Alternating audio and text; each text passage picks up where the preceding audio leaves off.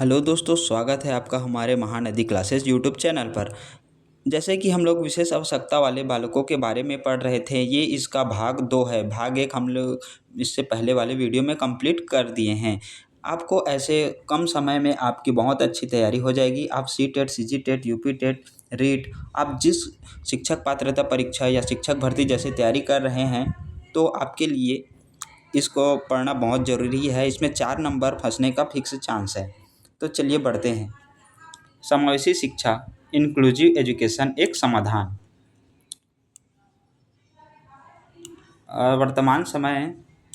वर्तमान में विशेष आवश्यकता वाले बालकों के लिए समावेशी शिक्षा की अवधारणा पर जोर दिया जा रहा है। समावेशी शिक्षा का अर्थ है विशेष आवश्यकता वाले बच्चों को सामान्य बच्चों के साथ एक ही नियमित स्कूल और एक ही कक्षा में दी जाए। ठीक है। यह विचारधारा इस बात पर बल देती है कि शिक्षा सभी का अधिकार है और किसी भी बच्चे को उसकी क्षमता के आधार पर अलग नहीं किया जाना चाहिए। इसमें विद्यालय के वातावरण, पाठ्यक्रम और शिक्षण विधियों में बदलाव किया जाता है। जैसे कि जो बच्चा जिसमें ढल जाए उस हिसाब से इसको बदलाव किया जाता है, ताकि विशेष बच्चों की ज़रूरतों को अनुकूल हो सके। समावेशी शिक्षा का महत्व। यह बच्चों में हीन भावना को कम करता है। जैसे कि सब बालक मिलजुल कर एक साथ पढ़ेंगे तो इसमें हीन भावना की है उसको कम करते हैं। विशिष्ट और सामान्य बालकों के बीच सामाजिक संबंध बनाते हैं।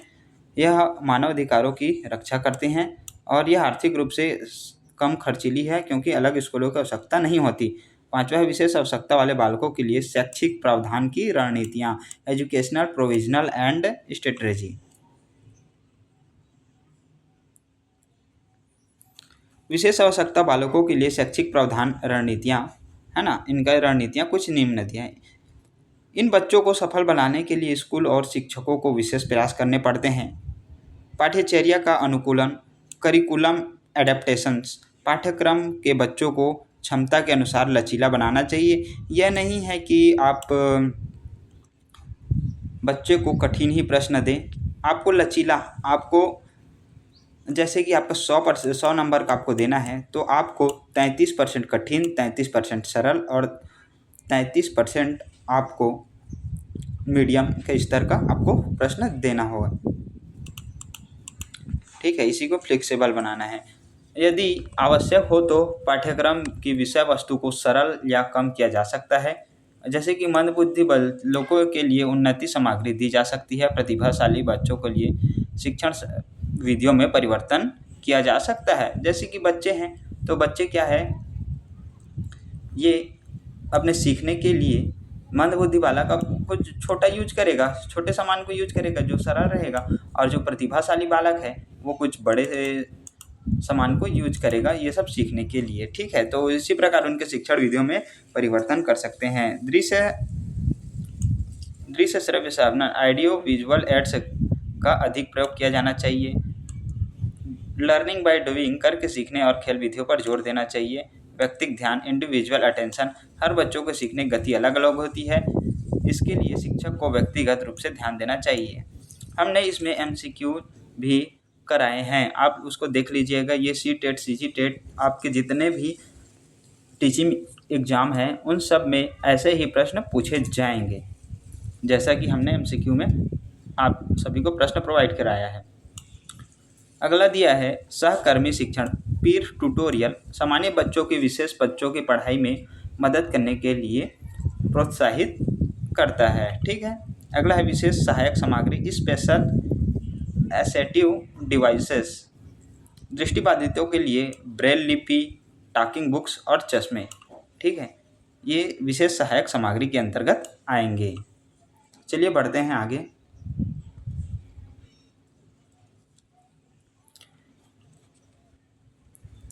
और इसमें श्रवण बाधितों के लिए श्रवण यंत्र, हेयरिंग एड्स और सांकेतिक भाषा साइन लैंग्वेज का यूज करते हैं, और अस्थि बाधितों के लिए बैसाखी, व्हील चेयर, रैंप की व्यवस्था करते हैं। ठीक है। अब आते हैं भौतिक वातावरण में सुधार, फिजिकल इंफ्रास्ट्रक्चर, भौतिक वातावरण में सुधार। स्कूल में रैंप, रेलिंग, विशेष शौचालय और सुलभ कक्षाओं की व्यवस्था होनी चाहिए ताकि वे बिना किसी बाधा के आवाजाही कर सके। बैरियर फ्री इन्वायरमेंट, शिक्षक की भूमिका, रोल ऑफ टीचर। शिक्षक को धैर्यवान, संवेदनशील और सहानुभूतिपूर्ण होना चाहिए। हाँ, शिक्षक को विशेष बच्चों की समस्याओं को समझने में प्रशिक्षण, ट्रेनिंग प्राप्त होना चाहिए।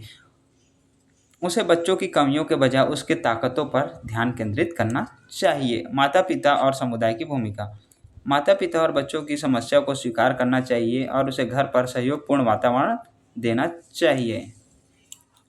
समुदाय को इन बच्चों के प्रति रूढ़िवादी सोच को बदलकर उन्हें सम्मान का अवसर देना चाहिए।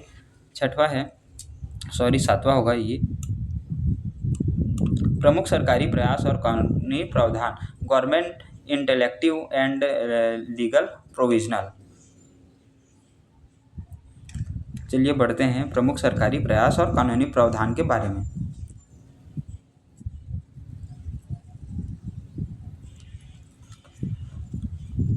आपको ऐसे तैयारी करने में आपको कम समय में बहुत कुछ आप सीख पाएंगे और बस आपको इन वर्ड को पकड़ना है। अगला है ये 7वां हो जाएगा, है ना। प्रमुख सरकारी प्रयास और कानूनी प्रावधान, government intellectual and legal provisional. आपको बड़े बड़े बुक पढ़ने की ज़रूरत नहीं है क्योंकि इसमें हमने इतने सारे तत्वों को इनमें इंक्लूड किया है। तो आप इसको एक बार देख लीजिए, आपका पेपर 100% बनेगा और इसमें से 4 नंबर फंसने का आपकी फंसना तय है। दिव्यांगजन अधिकार अधिनियम, ये right of the provisional with the disability act, RPWD act 2016 है। यह अधिनियम पुराने 1995 के अधिनियम का जगह लिया है। इसमें विकलांगता की श्रेणी पहले कितने थी, 7 थी, लेकिन बढ़ाकर क्या कर दिया, 21 कर दिया गया है। जैसे कि एसिड अटैक पीड़ित, ऑटिज्म आदि को शामिल किया गया है। यह शिक्षा, रोजगार और सार्वजनिक स्थानों पर आरक्षण और समान अवसरों की गारंटी देता है। सरकारी नौकरियों में के लिए आरक्षण 3% से बढ़ाकर 4% किया गया है। अब आते हैं SSA सर्व शिक्षा अभियान। इसका उद्देश्य शून्य स्वीकृति, जीरो रिजेक्शन नीति के साथ सभी बच्चों को, जिनमें CWSN भी शामिल है, शिक्षा प्रदान करना है। निःशुल्क और अनिवार्य बाल शिक्षा का अधिकार, RTE अधिनियम 2009 यह सुनिश्चित करता है कि विशेष आवश्यकता वाले बालकों को 6 से 18 वर्ष की आयु तक सामान्य के लिए 6 से 14 है, और जो बालक जो निःशक्त हैं उनको 6 से 18 वर्ष की आयु तक निःशुल्क और अनिवार्य शिक्षा देना है। ये बात किसमें कहा गया है, तो ये बात कहा गया है RTE एक्ट 2009 में। ठीक है, चलिए बढ़ते हैं निष्कर्ष की ओर। कंक्लूजन, विशेष आवश्यकता बालकों के लिए हमारे समाज का अभिन्न अंग है। उनकी कुछ सीमाएं हो सकती हैं, लेकिन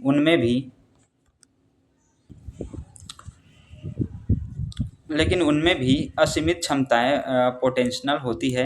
यदि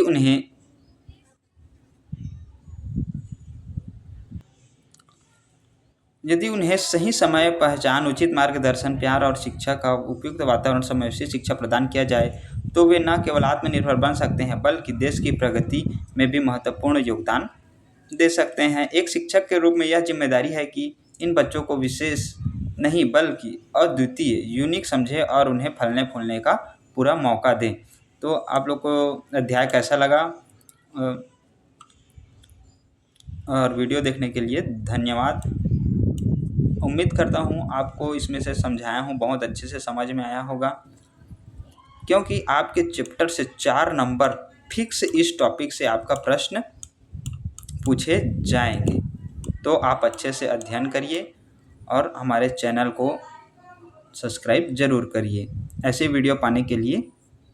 ठीक है, मिलते हैं नेक्स्ट वीडियो में।